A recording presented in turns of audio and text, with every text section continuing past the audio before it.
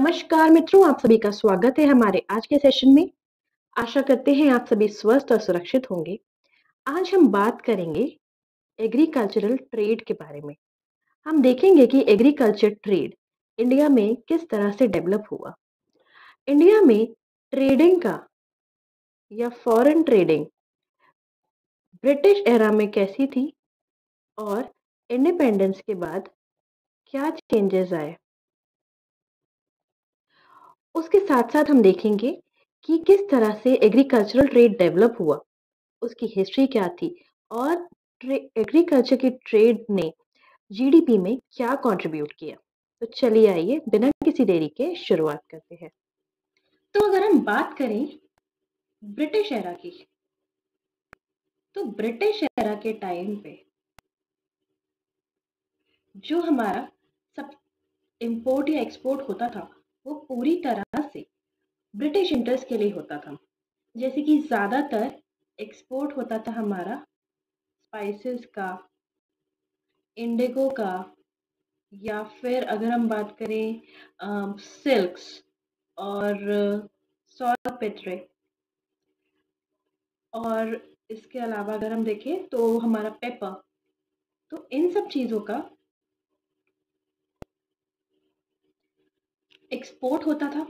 और इन सब चीज़ों के लिए फार्मर्स को कंपेल किया जाता था कि वो सिर्फ यही चीज़ों को फोर्सफुली उगाए। तो यही ग्रो करने के लिए फार्मर्स को बहुत ज़्यादा कंपेल किया जाता था।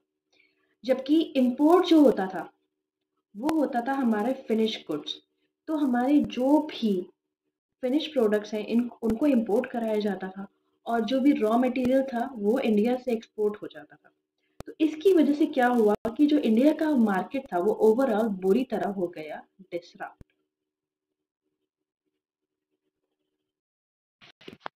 तो जब भारत आजाद हुआ तो बहुत ही इम्पोर्टेंट था उस टाइम पे कि उसकी ग्रोथ और उसकी डेवलपमेंट का ध्यान दिया जाए। तो इंडिया की ग्रोथ और उसकी एग्रीकल्चरल ट्रेड,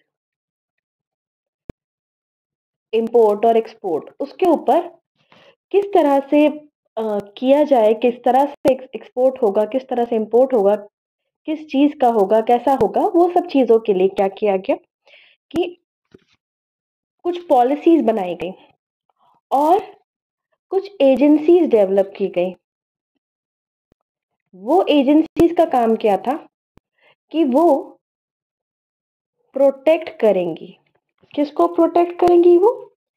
वो हमारे एग्रीकल्चरल ट्रेड को, इंडस्ट्री को प्रोटेक्ट करेंगी। तो वो जो हमारी एजेंसीज थी वो कौन सी थी? अपीडा। दूसरी एजेंसी थी हमारी स्टेट ट्रेडिंग कॉरपोरेशन। तो अपीडा यानी कि agricultural produce export development authority और स्टेट ट्रेडिंग कॉरपोरेशन, इन्होंने क्या किया?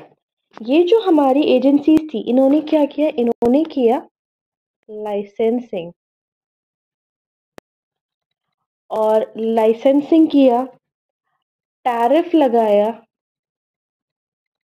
रिस्ट्रिक्शंस लगाए, और इस तरीके के मेजर्स इन्होंने क्यों लिए? ताकि जो हमारी इंडस्ट्री है, जो इंडस्ट्रीज है, वो क्या हो जाए? हमारी प्रोटेक्ट हो जाए।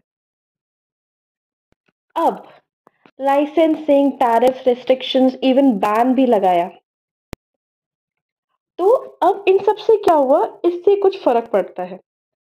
अब इससे फर्क क्या पड़ा? जो लाइसेंसिंग था उसकी वजह से हमारी जो डोमेस्टिक कंपटीशन था वो हमारा क्या हो गया? बिल्कुल स्टैम्प हो गया। और रिस्ट्रिक्शंस और बैन की वजह से हमारा जो फॉरेन कंपटीशन था वो पूरी तरह से एलिमिनेट हो गया। तो अब इससे क्या फर्क पड़ता है? अब देखिए एग्रीकल्चर पे इससे क्या फर्क पड़ेगा। अगर फॉरेन कंपटीशन नहीं होगा तो उससे क्या होगा कि हमारे पास जो है जो भी टेक्नोलॉजी हम यूज़ कर रहे हैं उसको अपग्रेड करने का कोई प्रेशर नहीं होगा। तो उसकी वजह से क्या होगा, इनएफिशिएंसी आ जाएगी। लाइक अगर हम अपनी मशीन्स की बात करें तो उनमें आ जाएगी हमारी इनएफिशिएंसी। सेकंड थिंग, अगर हम बात करें एग्री इंपोर्ट्स की या एग्री एक्सपोर्ट्स की, तो अगर हम एग्रीकल्चर ट्रेड की बात करें तो जो हमारे को प्राइसेस मिल सकते हैं बेटर, इंटरनेशनल इंटरनेशनल रेट्स हमेशा डोमेस्टिक रेट से अगर ज़्यादा है, तो डोमेस्टिक से जो हमारे इंटरनेशनल रेट ज़्यादा हैं, जो ज़्यादा मिल सकते हैं, तो वो एक्सपोर्ट हो ही नहीं पा रहा है क्योंकि बैन कर रखा है, राइट? तो बहुत सारी चीज़ें अगर हो रही हैं, तो उससे क्या होता है कि वो इंटरनेशनल प्राइसेस जो एग्रीकल्चर ट्रेड अगर हो, इंटरनेशनल ट्रेड हो एग्रीकल्चर की, तो उससे जो इंटरनेशनल प्राइसेस का बेनिफिट इंडिया को मिल सकता था, वो नहीं मिल पाएगा। तो ये हो जाते हैं हमारे कुछ ड्रॉबैक्स। तो इसकी वजह से इस चीज़ को ख़त्म करने के लिए 1985 में एक्सपोर्ट इंपोर्ट पॉलिसी अनाउंस की गई।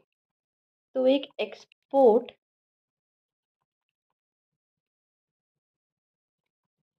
इंपोर्ट पॉलिसी 3 साल के लिए अनाउंस की गई थी। तो 1985 में इसे पहली बार अनाउंस किया गया ऑन अ 3 ईयर बेसिस। उससे क्या हुआ कि पहली बार लिबरलाइजेशन हो पाया इंपोर्ट्स का।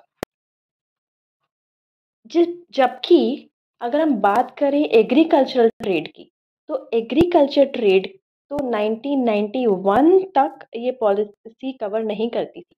तो 1991 में एक न्यू ट्रेड पॉलिसी आई जिसने क्या किया कि जिसने एग्रीकल्चर ट्रेड को भी कवर किया।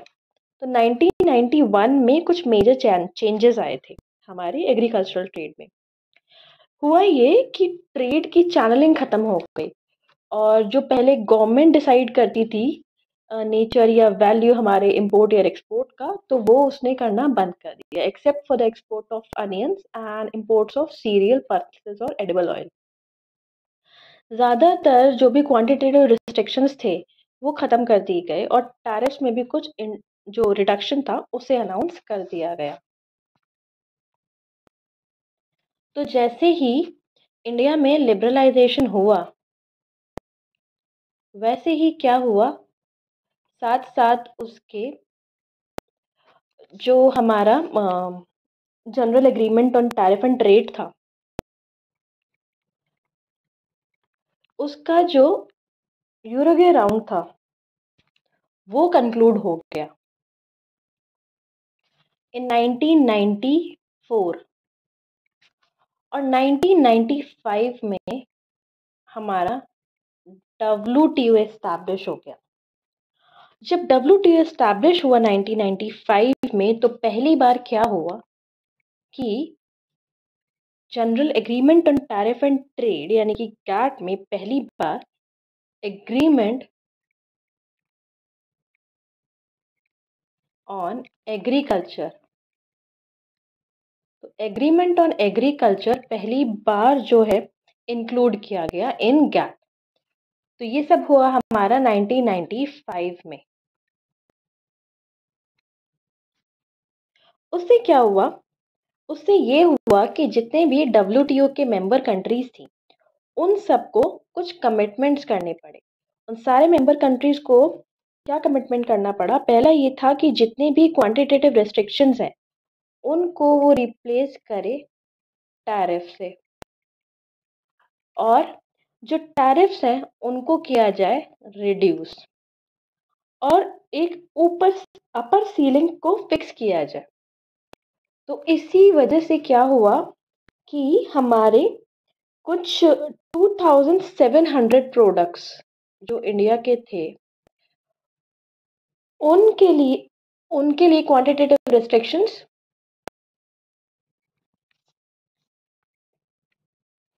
थे। और इन 2700 प्रोडक्ट्स में से कुछ 800 एग्रीकल्चरल प्रोडक्ट्स थे जिन पर क्यूआर थे। तो ये हुआ हमारा, इसकी वजह से क्या हुआ कि हमारे जो एग्रीकल्चरल ट्रेड थी वो टैरिफ के थ्रू रेगुलेट होने लगी।